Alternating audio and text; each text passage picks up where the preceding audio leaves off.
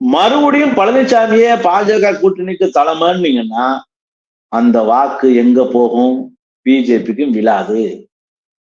அப்ப பாஜக தனியா வாங்கின வாக்கும் பழனிசாமியுடைய தலைமையால் சரியும்.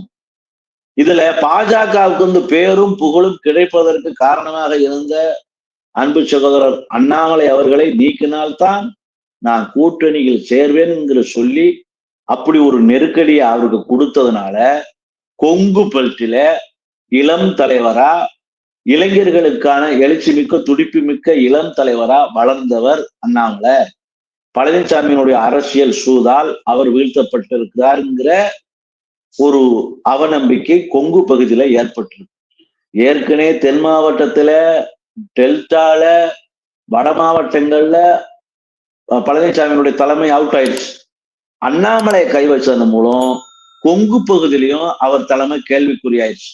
இப்படி பொருந்தா தலைமையை வச்சு பொருந்தா கூட்டணியை அமைச்சு வெற்றி சாத்தியப்படுங்கிற கனவுல எப்படி கூட்டணி வைக்கிறது?